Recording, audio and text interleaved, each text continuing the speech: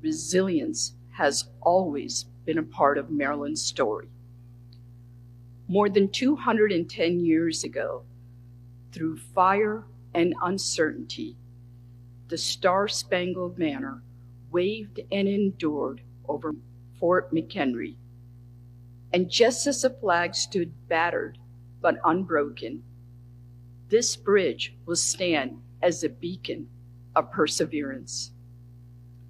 This bridge will stand not as a testament to one person, but to all Marylanders, to the 6 workers we lost and their families, to workers who will bring it back to life, and to the spirit that defines this great state,